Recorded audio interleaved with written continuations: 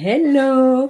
Bonjour et bienvenue pour un nouvel épisode des Entrepreneurs à poil où effectivement je suis seule. Vous avez été nombreux et nombreuses à me dire que vous adoriez le format interview et je vous en remercie, mais que vous aviez aussi envie que je vous donne mes petits tips de pro de temps à autre. Alors pour cette rentrée, bon ok c'est pas tout à fait la rentrée, allez, on est en rentrée depuis un moment, mais moi c'est mon épisode de rentrée. J'ai choisi de vous proposer ce nouveau format. Les interviews restent en place, mais je vais aussi donc vous partager à travers certaines vidéos des conseils pratiques pour vous aider à développer votre activité au quotidien. Et on va commencer donc dès aujourd'hui avec un sujet essentiel qui est la base, comment organiser ta semaine efficacement, surtout quand tu as des rendez-vous clients à gérer au quotidien. Donc c'est très très facile de vite se perdre, le planifier. La planification va devenir vite un gros casse-tête entre les rendez-vous, les urgences qui arrivent, la gestion de ton entreprise. Tu peux rapidement te sentir submergé et peut-être mettre de côté des choses que tu ne devrais pas, notamment pour le développement de ton entreprise, parce que tes clients passent avant tout et ça, c'est normal. Mais pas de panique, je vais te donner des astuces concrètes dans cet épisode pour structurer ta semaine tout en gardant une certaine flexibilité pour gérer les imprévus. On y va? Avant même de planifier ta semaine, l'une des meilleures astuces, c'est de te créer un planning type. Comment se passerait ton planning dans le meilleur des mondes? Les imprévus n'existent pas. C'est un planning idéal. Tu as le temps de tout gérer. Donc déjà, tu vas commencer par déterminer ce que tu fais, toutes les tâches que tu vas pouvoir faire et à un moment donné, les moments où tu es le plus productif. Donc si tu travailles mieux le matin, l'après-midi ou en soirée. Et en fonction de tout ça, tu vas faire ton planning type. Donc ton planning type, par exemple, peut ressembler à lundi matin, tâches administratives, lundi après-midi, mes rendez-vous clients, mardi, journée dédiée au développement de mon business, mercredi matin, suivi client, mercredi après-midi, je me mets rien, je profite de mes enfants et de mes animaux. Jeudi, je me mets, des rendez-vous clients à nouveau et des suivis clients, mes comptes rendus, des choses comme ça. Et le vendredi, je mets que le matin, par exemple, parce que, mon vendredi après-midi, je me le garde, voilà. Ça, c'est un planning idéal dans le meilleur des mondes, hein. Le vendredi matin, je me mets aussi des rendez-vous clients, voilà. L'idée, c'est vraiment de créer une structure hebdomadaire qui va tenir compte de toutes les facettes de ton activité. Ensuite, évidemment, tu vas ajuster ce planning avec, la réalité, quoi. Voilà. Mais, tu garderas toujours en tête ce planning type où tu as vu que j'ai dédié des, places pour ton bien-être. Ensuite, je te conseille de planifier ta semaine entière et pas seulement ta journée. Prends un moment pour établir un plan global de ce que tu as à faire pour la semaine d'après. En faisant cela, tu auras une vision d'ensemble de tes priorités, de tes rendez-vous importants, des créneaux qui restent libres, soit pour mettre des blocs de temps, soit pour les laisser libres pour gérer des imprévus.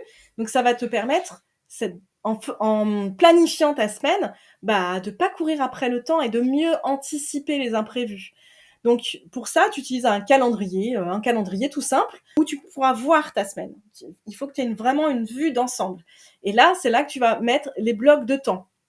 Donc des blocs de temps de rendez-vous clients, des blocs de temps d'administratif, des blocs de temps de développement d'entreprise. Voilà, après ces blocs, ils ne doivent pas être rigides parce que parfois, tu seras pas dans le bon état d'esprit pour faire exactement ce que tu avais prévu. Par exemple tout simple qu'on connaît tous, la programmation de contenu. Par exemple, tu te la mets, un jour, mais en fait, ce jour-là, tu es pas inspiré. En fait, ce sera pas un bloc création de contenu, ce sera un bloc développement de mon entreprise. Donc au lieu de faire de la création de contenu comme tu avais prévu, tu feras autre chose et peut-être qu'à un autre moment, tu pourras faire la création de contenu. En fait, c'est très important de ne pas être rigide avec ça. Donc tu les appelles bloc de développement, bloc de suivi client, bloc de rendez-vous client, bloc administratif. Après tu peux faire un bloc spécial comptabilité, hein, mais ça rentre dans l'administratif. Le but, c'est vraiment de respecter la structure, mais en restant, flexible. Et pour faire cette planification de la semaine, il faut vraiment que tu choisisses un moment où ton esprit est libre. Donc, moi, je te conseille d'éviter, alors soit tu finis ta semaine, je sais pas quand est-ce que tu finis ta semaine, imaginons que tu l'as finie le vendredi, évite de faire ça le vendredi soir quand tu as toute ta semaine et que tu en peux plus. Donc voilà, soit tu prends, le lundi matin, si tu recommences le lundi matin avant de travailler, mais des fois, tu peux déjà avoir des urgences. Moi, personnellement, je le fais soit le samedi matin, parce que je ne travaille à la base pas le samedi, soit le dimanche soir, avant de finir ma semaine. J'aime pas commencer les semaines le lundi, donc comme ça, je me dis: «Ah bah, j'ai un peu commencé le dimanche et pas lundi». Voilà, je sais pas, c'est un truc, bon, bah, voilà. On a chacun nos petits trucs, je n'aime pas commencer ma semaine le lundi. Voilà. Et si tu fais ça après toute ta semaine de travail, tu vas être fatigué, tu vas pas avoir envie. Vraiment, il faut que ce soit un moment où tu es mentalement disponible. Une fois que tu as planifié ta semaine, il va falloir que tu priorises des tâches qu'on appelle à impact, c'est-à-dire qui vont avoir un impact direct sur ton entreprise. Mon chat éternue à tes souhaits. Donc, certaines tâches, comme la satisfaction de ton client, ça va être une priorité, ça va faire partie des priorités. D'autres tâches sur ton organisation, par exemple, si elles te permettent d'aller travailler plus vite, par exemple, mettre à jour des outils qui te feront gagner du temps, eh ben, en fait, ça va être une priorité parce que ça va te permettre de gagner du temps. Après, il y a certaines tâches qui sont à impact, mais pas à impact immédiat. Je pense notamment, il y en a beaucoup qui le laissent de côté, mais la création de contenu, publier des contenus engageants sur tes réseaux, répondre aux messages de tes prospects, de tes clients évidemment, mais participer à des événements pour te faire connaître, ça c'est des tâches qui vont pas te rapporter immédiatement, mais qui doivent faire quand même partie des priorités. Après, voilà, tu priorises chaque tâche selon ta semaine. La flexibilité, elle est essentielle. Les urgences clients, les rendez-vous de dernière minute, ça fait partie du quotidien. Donc ça, il faut l'accepter. Voilà, déjà, il faut l'accepter. Pour pas être constamment pris au dépourvu, vraiment, je te conseille de laisser des créneaux libres dans ton emploi du temps. C'est-à-dire des plages horaires flottantes en milieu de journée, en fin de semaine, qui va te permettre d'absorber ces imprévus sans trop te stresser, parce que c'est toujours un peu stressant. Hein. J'ai été assistante vétérinaire pendant 15 ans, donc je sais très bien que les urgences sont très stressantes. Mais voilà, ça va te permettre de ne pas tout chambouler dans ton planning. Alors, il y a des semaines où ça va pas forcément être possible. Ça, c'est pareil, hein, faut pas t'en vouloir, c'est comme ça. Mais en tout cas, faut vraiment réserver des plages horaires flottantes dès que c'est possible. Pour gérer ton planning de manière optimale, t'as pas besoin de logiciels compliqués. Calendrier Google, c'est largement suffisant.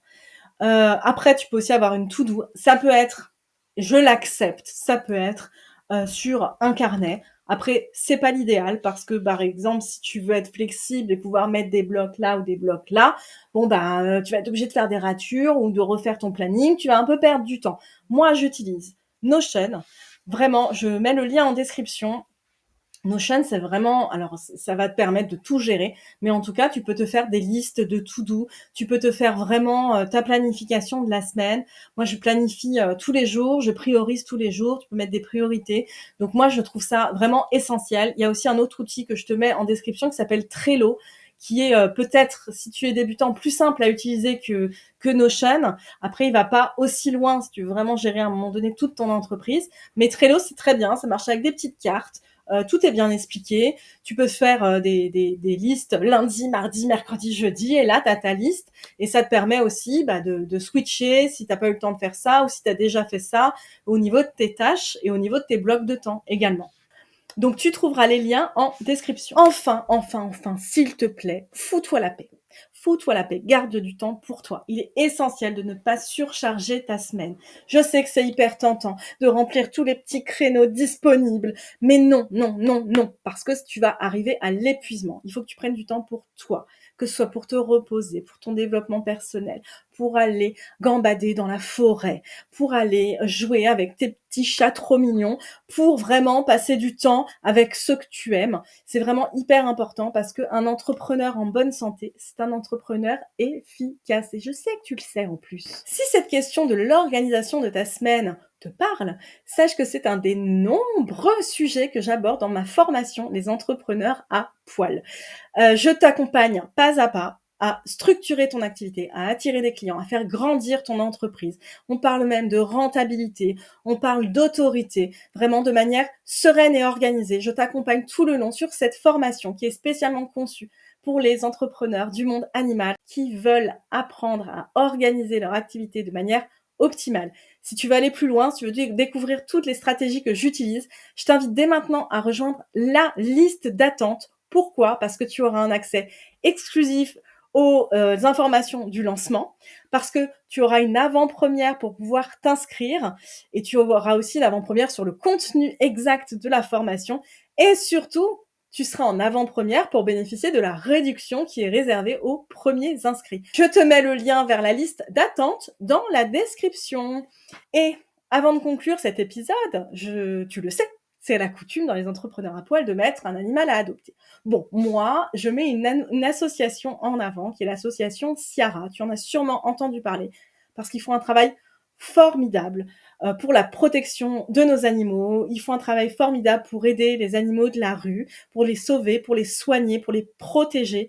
Et ils sensibilisent aussi beaucoup le public à l'importance de la protection animale. Et ils ont besoin au quotidien de notre aide, que ce soit par des dons, que ce soit par des partages.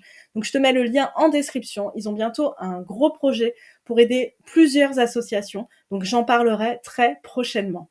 Merci beaucoup de m'avoir écouté. J'espère que ces conseils pour organiser ta semaine vont t'aider à mieux gérer ton emploi du temps, à rester serein, sereine face aux imprévus. N'oublie pas que l'organisation, c'est la première clé pour réussir sur le long terme. Et si tu veux en savoir plus sur ma formation, tu rejoins la liste d'attente des entrepreneurs à poil et deviens un entrepreneur à poil toi aussi. À très vite et n'oublie pas de liker, de commenter, de partager vers l'infini et au-delà.